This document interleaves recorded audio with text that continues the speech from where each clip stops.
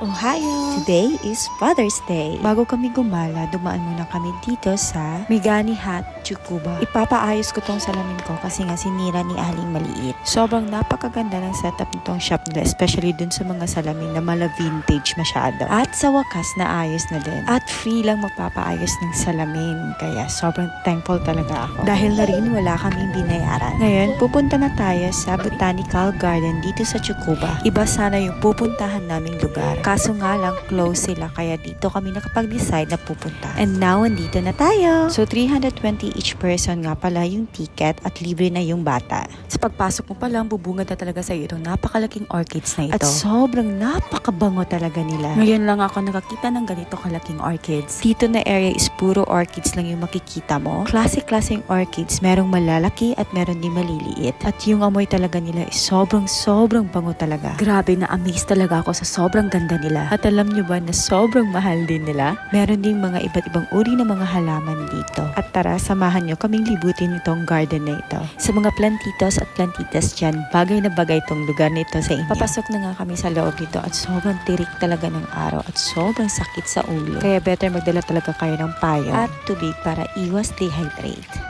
O ayan na naman ang auntie nyo, naganda-gandahan na naman. Binauli talaga ni Mr. kasi nga nakikita daw si Naomi Chang sa stroller niya.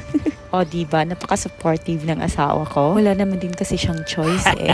And gusto ko talagang kunan ng picture itong si Aling maliit, kaso nga lang napakakulit. Akala ko ba Father's Day, pero bakit parang kaarawan ko ata? At tinutusan ko tong asawa ko kung paano niya ako kunan ng video dapat dito sa area na ito. Wala talaga ako makukuha ng magandang picture dito sa batang ito kasi sobrang kulit talaga. Lahat ng puno na nandito ay may iba't ibang pangalan at mayroon din silang mga numbers. Papasok na tayo nito dito sa cactus area. Ngayon lang talaga ako nakakita ng ganito kalaking cactus. Kaya sobrang na-amaze talaga ako dito sa lugar na to dahil akalain nyo naman, ayan diba? Napakalaki talaga nila. At biniro nga ako nitong asawa ko, sabi niya hawakan ko daw.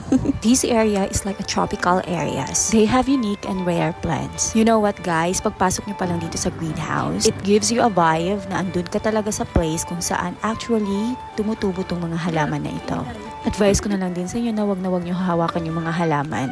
Iwas na lang din sa kung ano yung pwedeng mangyari at least safe kayo. Buti na lang si Aling maliit, behave lang siya masyado that time. Nanonood lang siya sa mga halaman at tingin ng tingin lang siya sa paligid niya.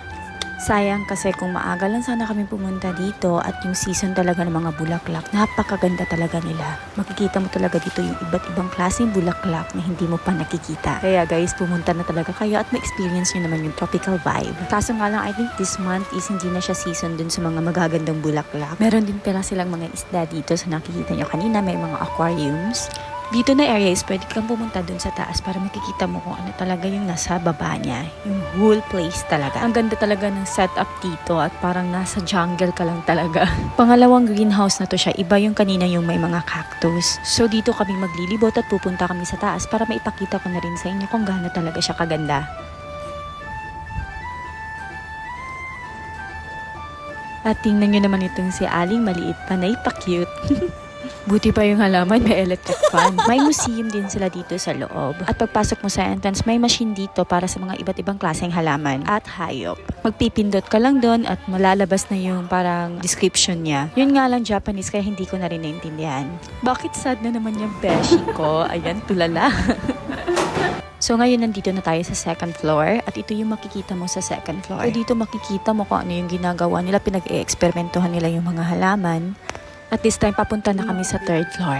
At ito yung makikita mo sa third floor, yung mga tables na may mga bulaklak. Alam niyo ba na this garden is one of Japan's foremost botanical research facilities and provides public education. By the way, Happy Father's Day! Happy Father's Day sa lahat ng tatay sa buong mundo. This garden contains 3 greenhouses. Meron silang Tropical Resource Plants House. The second one is Tropical Rainforest House. And the last one is Savannah House.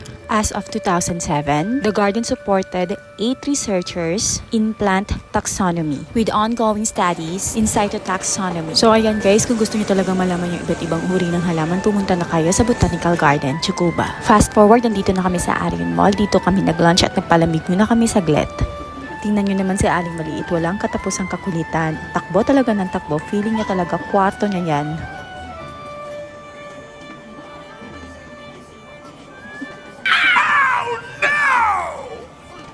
Kawawa tuloy si Mickey Mouse, pinagtripan.